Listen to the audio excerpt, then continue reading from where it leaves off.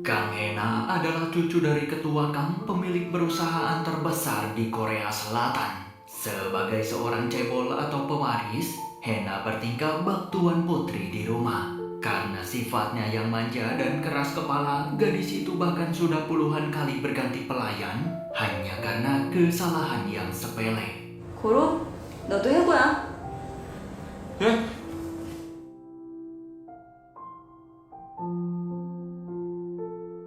Suatu hari, ketua Kang berniat menjodohkan Hena dengan putra kenalan beliau yang juga sesama konglomerat. Namun, Hena menolak dan bahkan gadis itu sampai menghajar si pria Chunihin yang hendak dijodohkan dengannya.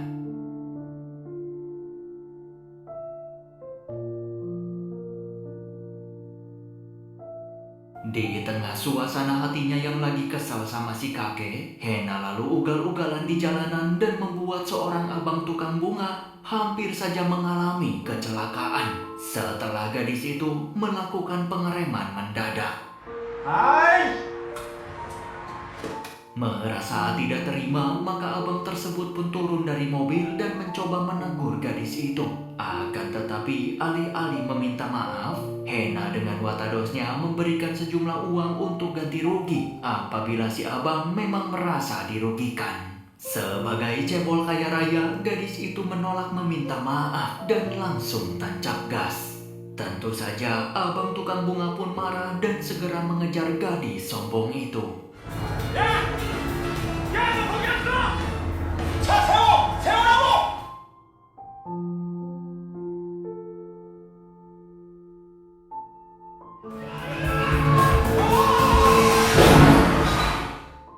Akibat keributan di jalanan tadi, mereka berdua akhirnya dibawa ke polsek. Kang Hena masih kekeh enggan meminta maaf dan malah menyuruh pengacaranya untuk memberikan uang damai sebesar 50 juta won atau setara dengan 565 juta rupiah. Akan tetapi si abang menolak berdamai karena menurutnya orang kaya sombong yang tidak punya tata krama seperti gadis itu harus diberikan hukuman agar kapok dan tidak akan bertingkah semena-mena lagi kepada orang lain. Hanya karena terlahir dari keluarga kaya, bukan berarti Kang Hena bisa membeli semuanya dengan uang.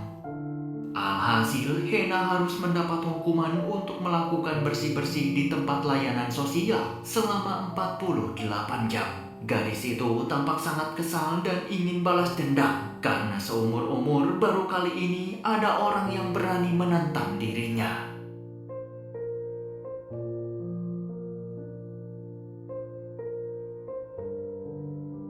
Rupanya abang tukang bunga tersebut bernama Sodongchan. Saat itu Dongchan tengah mencoba meminjam uang 100 juta won kepada mantan bosnya untuk membayar hutang ke rentenir.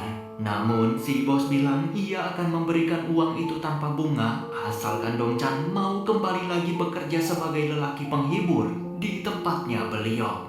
Ya, ternyata dulu Dongchan pernah bekerja sebagai lelaki penghibur atau gigolo demi untuk membayar biaya rumah sakit sang ibu. Meski telah berjuang dan rela melakukan pekerjaan hina seperti itu, namun pada akhirnya Dongchan tetap tidak bisa menyelamatkan almarhum sang ibu. Dan kini ia bingung bagaimana cara melunasi hutangnya.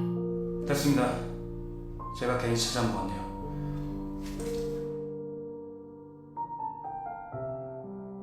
Tak mau kembali lagi ke dunia malam, Dongchan kemudian mencoba untuk mencari kerja tambahan sebagai sopir pengganti dan juga kuli serabutan.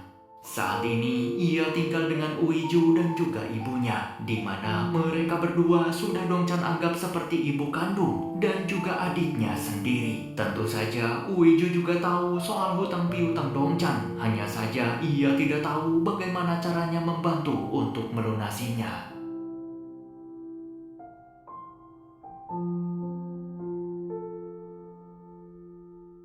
Suatu ketika Dongchan mendapat panggilan untuk jadi sopir pengganti. Namun ternyata kliennya kali ini adalah Kang Hena. Gadis itu sengaja mengacak-ngacak rambutnya dan menuduh Dongchan telah menculik dan melakukan pelecehan.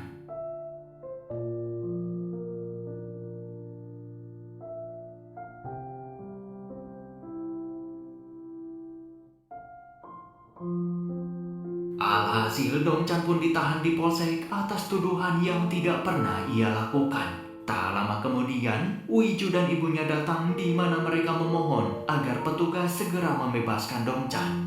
Sementara itu, ketua Kang tampak marah kepada Hena karena cucunya itu telah membuat kekacauan dan menuduh orang lain. Sebab setiap perbuatan Hena akan berdampak kepada perusahaan Kangsan Group. Beliau menyuruh cucunya tersebut agar segera pergi liburan saja ke luar negeri sampai nanti situasinya mulai mereda.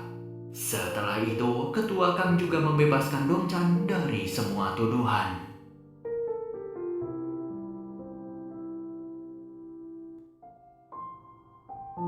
Esok harinya, masalah kembali muncul karena rumah tempat mereka tinggal akan digusur oleh pemiliknya. Dan iya, tentu saja dalam dibalik semua itu adalah Kang Hena yang masih menyimpan dendam kepada Dongchan. Merasa tidak bisa dibiarkan, Dongchan lalu pergi mencari gadis itu ke rumahnya yang super duper mewah dengan puluhan orang penjaga. Karena halaman rumahnya yang sangat luas, Dongchan sempat linglung dan tidak tahu arah kemana ia harus pergi. Secara tak sengaja, saat itu ia melihat ketua Kang sedang memotong rumput. Karena berpikir kakek itu adalah tukang kebun, maka Dongchan dengan sembrononya petantang petenteng akan menantang Kang Hena untuk tanggung jawab atas semua yang telah gadis itu perbuat. Menurutnya, gadis bebal seperti itu harus diberi pelajaran supaya Hena tahu sopan santun dan bisa memanusiakan orang lain. Mendengar ucapan Dongchan tersebut, ketua Kang langsung memanggil para penjaga untuk membawanya masuk.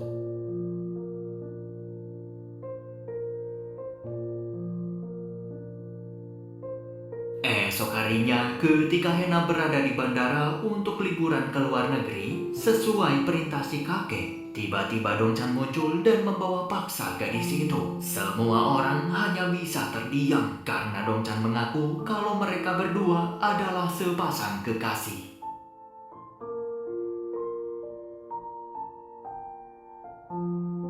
Di perjalanan, Hena terlihat pucat dan sangat ketakutan. Ia berkata dirinya akan memberikan uang berapapun yang Dongchan mau.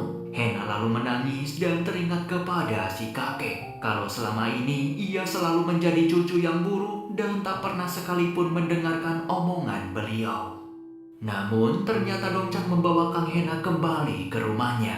Usut punya usut, ketua Kang telah menunjuk Dongchan sebagai pengawal atau pelayan pribadi Kang Hena yang baru. Ketua Kang menugaskan Dongchan untuk mengubah sifat Hena yang manja dan juga keras kepala. Karena selama ini cucunya tersebut tidak pernah mau bekerja di kantor dan selalu menolak untuk menikah.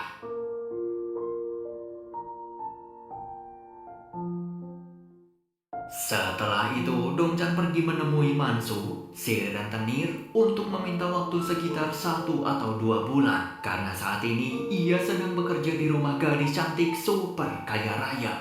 Dongchan mengaku kalau ia akan merayu Kang Hena agar bisa menggasak uangnya dan membayar hutang kepada Mansu. Berbekal pengalamannya sebagai gigolo, maka seharusnya merayu Kang Hena bukanlah hal yang sulit.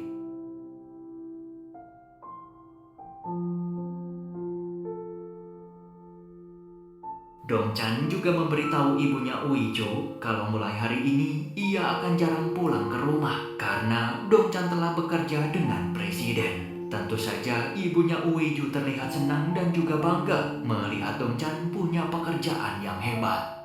Setelah membuat sejuta rencana, Dongchan lantas berangkat menuju rumah Kang Hena. Di sana manajer Jang atau orang kepercayaannya ketua Kang memberitahu tentang aturan dan juga memperkenalkan semua pekerja yang ada di rumah tersebut. 메이드 씨를 인솔하는 조민아 씨입니다. 자네와 함께 일할 집사들이야. Tak lama kemudian Dongchan diserang oleh Kang Hena. Gadis itu bertanya apa maksud dan tujuan Dongchan bekerja di rumahnya. Tentu Dongchan menjawab bahwa dirinya hanya bermaksud untuk sekedar mencari nafkah. Ia juga mengatakan kalau satu-satunya orang yang bisa memecatnya hanyalah ketua Kang saja.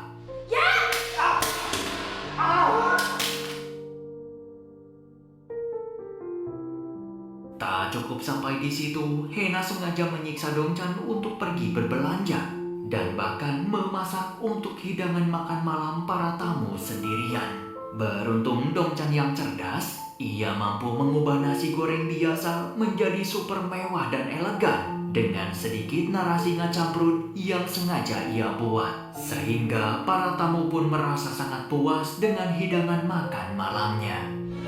안달루시아 지방의 따스한 햇살에 받고 자라 미각이 까다로운 미식가들 맞아 극찬에 맞지 않나. Esok harinya, Dongchan mengantar Hena pergi berkuda. Namun di sana, tatapan mata Hena berfokus kepada seorang pemuda bernama Lee Tae-yun. Hena mengira kalau Tae-yun adalah seseorang yang ia kenal. Saking asiknya memandang pria itu, Hena bahkan hampir saja tertabrak oleh penunggang kuda yang lain. Beruntung Dongchan dengan sigap menyelamatkan bosnya tersebut.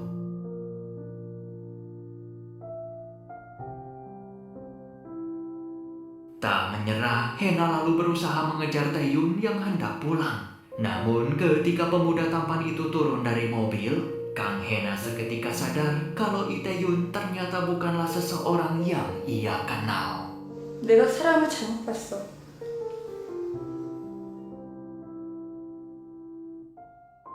Hena kemudian menangis karena Tae-yun telah mengingatkan dirinya kepada seseorang. Melihat Hena bersedih seperti itu, Dongchan lalu datang dan mengobati tangan Hena yang terluka.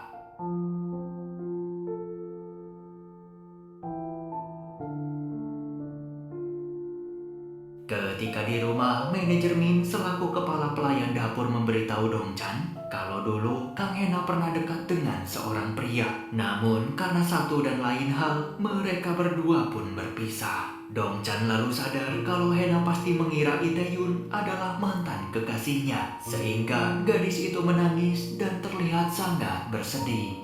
Suatu hari, Dongchan mengantar Hena untuk pergi berbelanja karena ketua Kang akan mengenalkan Hena dengan seorang pemuda. Di sana, Dongchan kaget saat ia melihat Uiju sedang bekerja dengan Sua, sepupunya Kang Hena. Ia langsung bersembunyi karena takut Uiju pasti marah kalau gadis itu sampai tahu bahwa Dongchan sebenarnya bekerja sebagai pelayan pribadinya Kang Hena.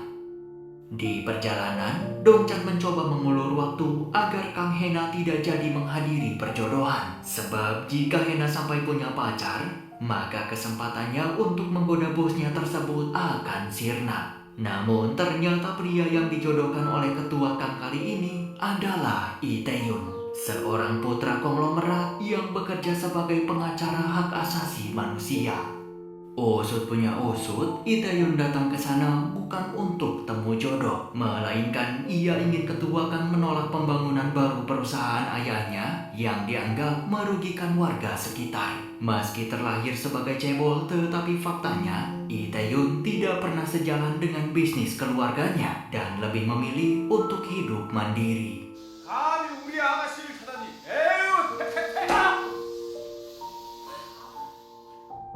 Merasa telah dicampakkan oleh Lee Tae-yun, Hena lalu menegur ketua Kang agar berhenti menjodohkan dirinya dengan pria manapun. Jika tidak, maka ia akan nekat kabur dari rumah. Tentu saja mendengar hal itu, Dongchan tampak senang. Karena dengan demikian, maka rencananya untuk menggoda dan meluluhkan hati Kang Hena akan semakin mudah. Suatu hari, Sua mengundang Hena untuk datang di acara launching produk terbarunya. Dongchan kemudian membuat rencana dengan Mansu supaya ia bisa menjadi seorang pahlawan di depan Kang Hena. Sayangnya, orang-orang yang menghadang mereka saat itu adalah gangster suruhan si pria Chunihin yang telah dihajar oleh Hena tempo hari. Sementara Mansu dan kawan-kawan justru salah target dan malah menyergap Sua.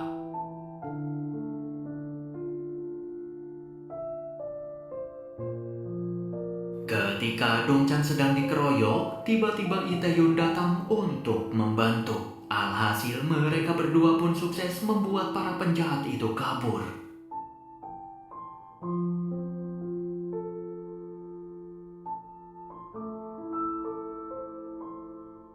Tak mau kalah dari Lee Tae-yun, Dongchan lalu bermain piano malam-malam dengan harapan bisa membuat Hena kelepek-kelepek. Bahkan ia diam-diam mencabut colokan AC kamar gadis itu supaya bisa berduaan dan hilap bareng.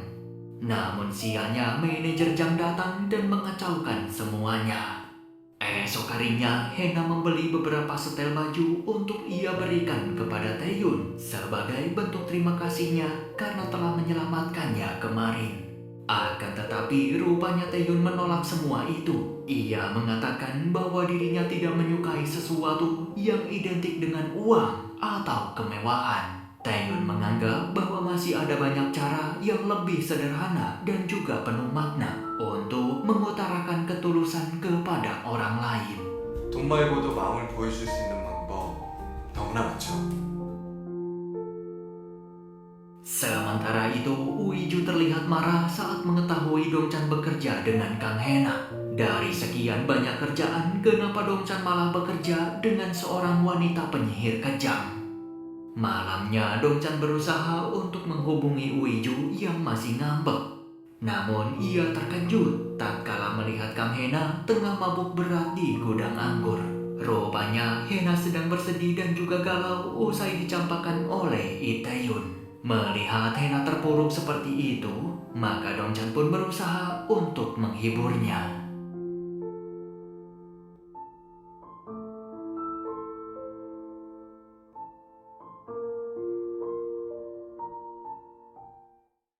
Mendengar kabar Hena dekat dengan Itaewon, ketua Kang lantas menyuruh cucunya tersebut agar menjauhi pria itu. Sebab Taeyun adalah anak pembangkang yang selalu menentang bisnis orang tuanya. Namun tentu saja Hena yang keras kepala, gadis itu tidak akan menuruti perintah beliau. Di lain sisi, Itaewon terlihat sedang ditegur oleh kakaknya karena ia selalu menyerang bisnis orang tuanya. Di tengah keributan itu, Hena lalu muncul dan meminta si kakak untuk melepaskan Taeyun. Namun alih-alih berterima kasih, Itaewon justru langsung menyeret Hena dan bertanya kenapa ia ikut campur. Apakah Kang Hena menyukai dirinya sehingga ia terus-terusan muncul dan mengganggu hidupnya? Di tengah situasi sulit itu, tiba-tiba Dongchan datang dan menggampar wajah Itaewon.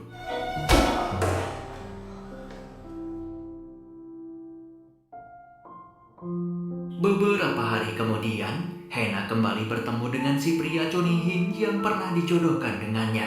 Mereka lalu ribut hingga wajah Dongchan harus terkena pukulan.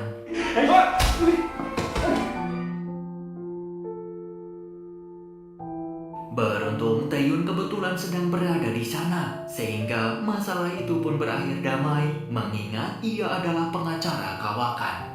Setelahnya, ia meminta maaf kepada Hena atas insiden tempo hari. Saat itu, Taeyun sedang kacau balau dan tidak bisa berpikir dengan jernih. Tentu saja, Hena bersedia memaafkan pria itu dan bahkan mereka berdua lanjut jalan-jalan dengan naik bis.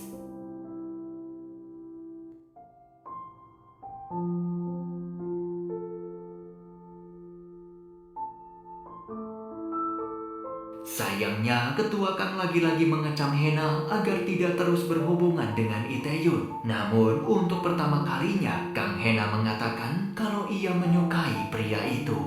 저 이 사람 좋아해요. 진짜 좋아하고 있다고요. Tak lama setelah itu, Hena meminta bantuan Dongchan supaya ia bisa mendapatkan hatinya Taeyun. Jelas mendengar permintaan tersebut, Dongchan seketika bersedih karena besar kemungkinan rencananya akan gagal total untuk meluluhkan hati Kang Hena. Esok harinya, Hena benar-benar kabur dari rumah yang membuat semua orang jadi panik. Ternyata putri manja itu sekarang bersembunyi di rumahnya Uiju. Karena hari sudah larut malam, maka Dongchan memberikan kamarnya untuk Hena menginap. 무슨 옷들이 이래? Dongchan lantas bilang kalau itu adalah baju penari karena kebetulan ia pernah bekerja sebagai penari di acara ulang tahun anak-anak. Jelas ia terpaksa berbohong karena nyatanya baju buricak burinong itu adalah setelan dinas saat ia bekerja sebagai gigolo.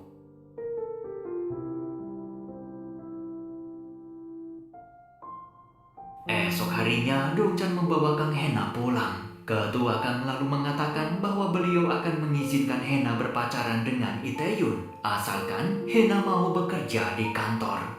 Malamnya, Sodong-chan menemani Hena untuk menghadiri acara amal bersama Itaewon. Selain tidak suka kemewahan, Itaewon juga sangat gemar berbagi dengan orang-orang yang kurang beruntung. Usai acaranya selesai, Kang Hena terlihat sangat bahagia bisa menghabiskan waktu dengan pujaan hatinya. Namun ketika gadis itu ketiduran di mobil, Sodong-chan perlahan menatapnya dengan penuh perasaan. Dan ya, ternyata Dong-chan diam-diam mulai jatuh cinta kepada Kang Hena.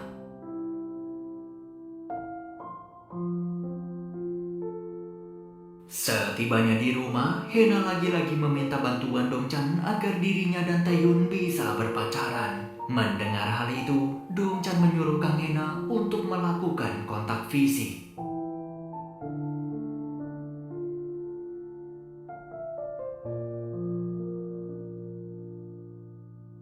Tentu saja Hena deg-degan dan tidak menyangka kalau Dong-chan akan melakukan tindakan semacam itu. Namun ia tetap tidak marah karena menganggap Dong-chan sedang berusaha membantunya.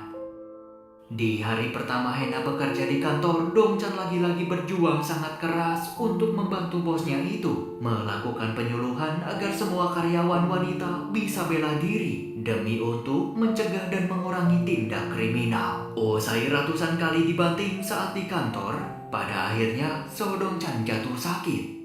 Manajer Jang lalu menyuruh Sunggu untuk menggantikannya menemani Hena hari ini. Namun Kang Hena menolak orang pengganti dan memilih untuk pergi sendirian tanpa pengawal.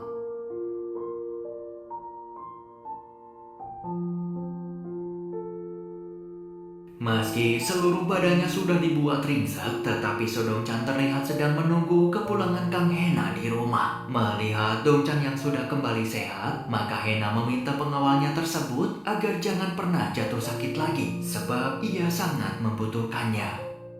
Suatu ketika, Mansu dan anak buahnya datang ke rumah Kang Hena untuk menemui Sodong-chan. Tentu saja Dong-chan meminta sedikit waktu karena rencananya belum berhasil. Ketika sedang menggiring Mansu keluar dari rumah, mereka tersengaja kepergok oleh Kang Hena. Alhasil Mansu CS pun mengaku kalau mereka adalah teman Dong-chan dari gereja.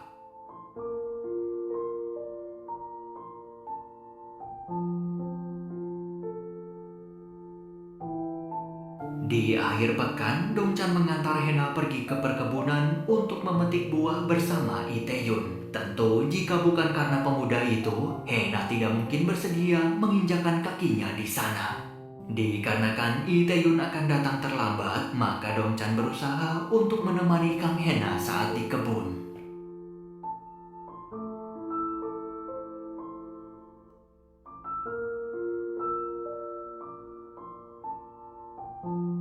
Malamnya, Taeyun meminta maaf sebab ia akan datang terlambat dikarenakan ada urusan mendadak. Tentu saja Dong-chan mencoba untuk memaklumi dan segera menyampaikan kabar itu kepada bosnya. Mengingat Hena yang terbiasa hidup mewah dan manja, maka gadis itu meminta Sodong-chan untuk menjaga dan menemaninya sampai ia tertidur lelap. Sebab Kang Hena tidak pernah tidur ataupun menginap di tempat seperti itu sebelumnya.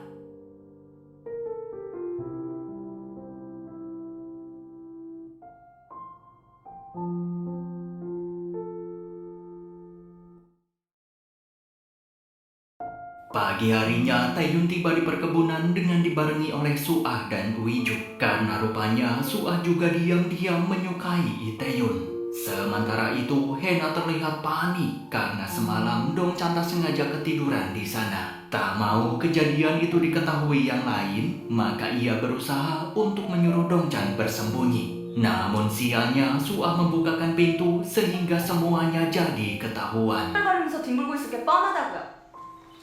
야, 강혜나, 당장 일어나시지. 웬일이야?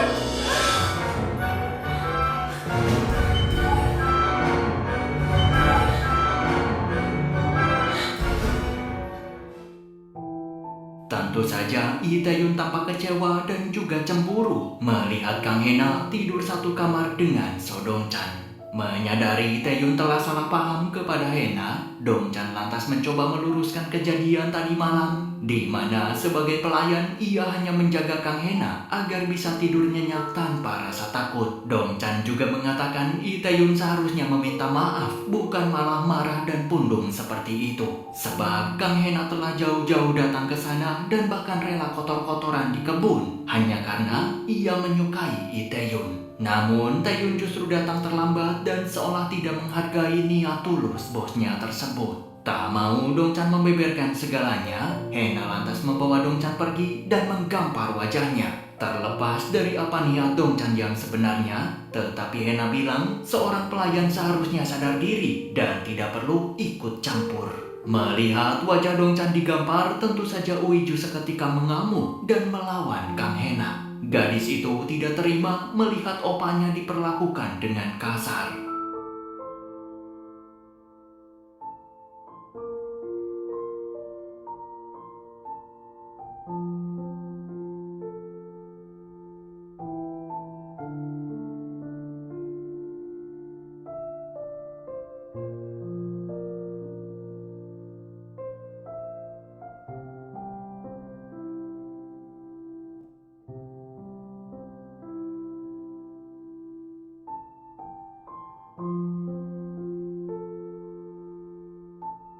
Sementara itu, Kang Hena memberanikan diri untuk mengakui perasaan sukanya kepada Lee Tae-yun. Ia juga jujur kalau dirinya telah jatuh hati saat mereka pertama kali bertemu di tempat pacuan kuda.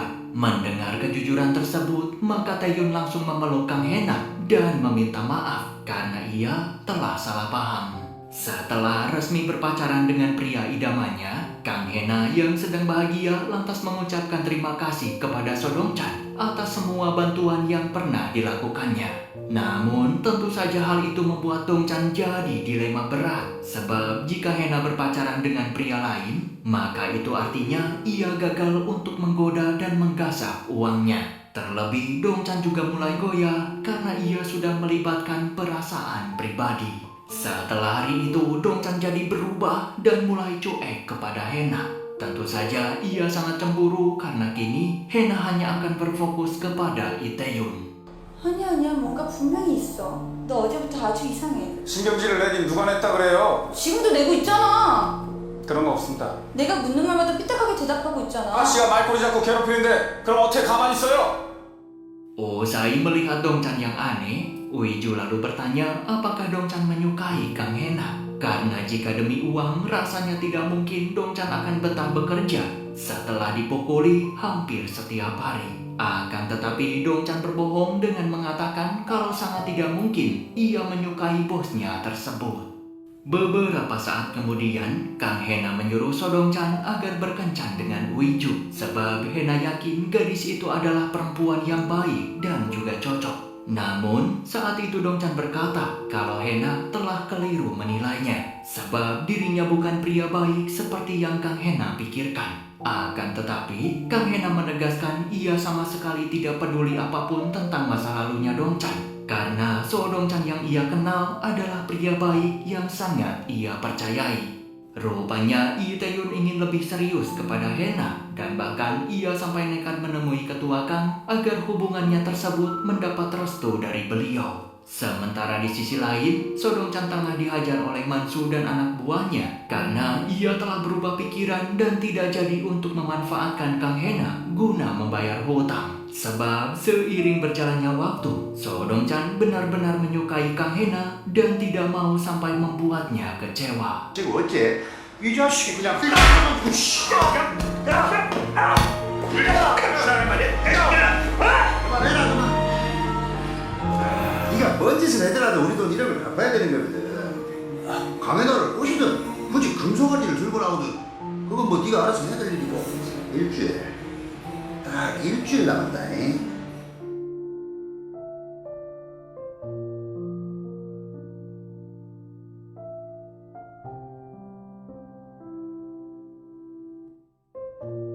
Esok harinya, Dongchan menemani Hena untuk belajar naik sepeda. Mereka bahkan makan siang bareng dengan menyantap kimbap buatan Dongchan. Namun, nyatanya saat itu Dongchan sedang dilanda dilema berat. Di satu sisi, ia masih sangat senang bekerja sebagai pelayan pribadi. Namun di sisi lain, ia juga tidak tahan apabila melihat Hena sering berkencan dengan Itaewon.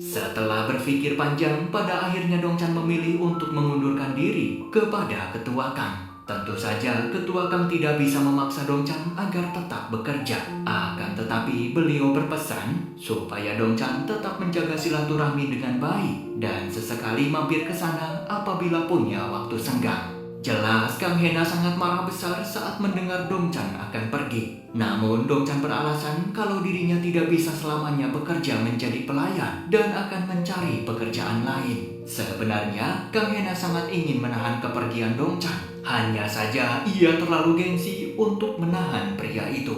Dan ya, jelas kepergian Dongchan tersebut membuat Kang Hena menangis. 됐어. 누가 너 같은 거 그만둔다고 서운할 줄 알아? 나도 제 맘대로 그만두는 집사 딸 필요 없어. 해나야, 나 이제 네 집사 아니니까 이름 불러도 되지?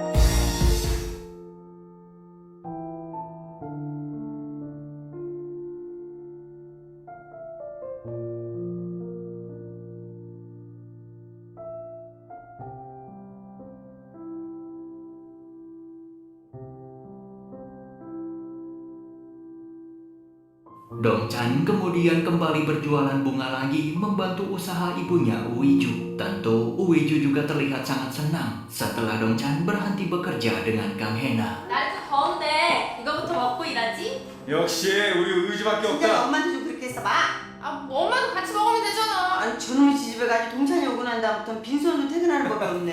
같이 드세요.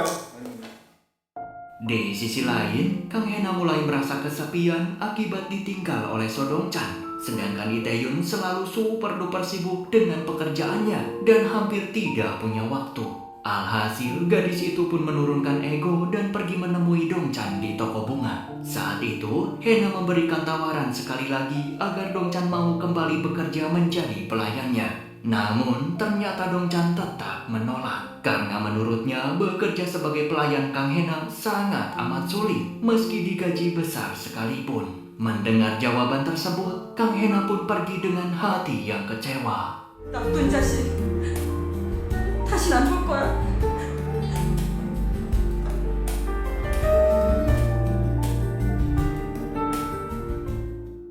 Setelah kehilangan Dongchan sebagai pelindung, Paman Kang Chul atau ayahnya Sua mencoba untuk menjatuhkan Kang Hena di kantor. Tentu saja tujuannya cuma satu, yaitu Kang Chul ingin Kang San Group hanya menjadi miliknya. Jelas Hena yang manja dan juga keras kepala, gadis itu justru melawan dan mengeluarkan kata-kata yang tidak pantas. Alhasil Ketua Kang menegur Hena agar bersikap lebih dewasa dan membuang jauh-jauh sifat manjanya itu. Dikarenakan suasana hati Kang Hena yang masih kesal kepada Dongchan, maka ia pun melawan Ketua Kang hingga membuat si kakek jatuh pingsan.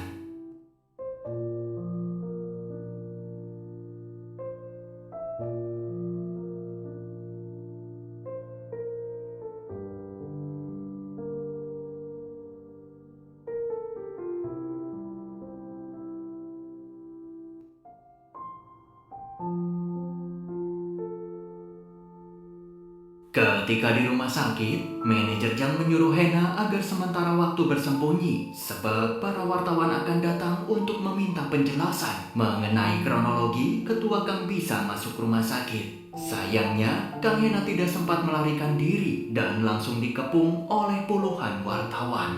Di tengah situasi menakutkan itu, tiba-tiba Dongchan muncul dan segera membawanya pergi.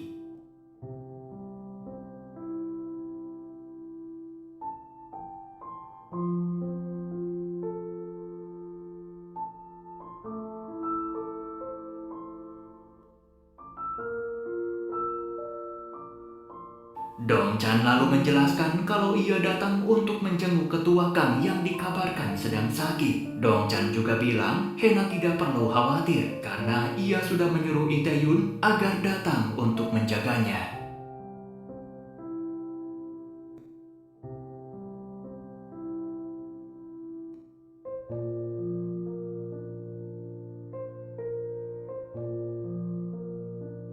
Usai ketua Kang sadar, beliau lantas memanggil Sodong Chan dan memintanya agar kembali bekerja selama 1 bulan saja. Sebab ketua Kang akan pergi melakukan operasi jantung ke luar negeri. Beliau sangat khawatir dengan cucunya yang manja dan keras kepala itu. Karena di luar sana banyak sekali orang-orang yang ingin mengganggunya. Sementara ketua Kang juga tidak mungkin membawanya ke Amerika karena Hena harus mengawasi perusahaan. Akan tetapi Dong Chan meminta maaf karena ia tidak bisa menerima tawaran tersebut. 자네가 다시 우리 해나의 수행 집사를 맡아주면 안 되겠나? 다시 돌아와 줄 수 없겠나? 내가 없는 동안 주변에서 우리 해나를 많이 힘들게 할 거야. 우리 해나를 위해서 돌아와 주게. 죄송합니다만 거절하겠습니다.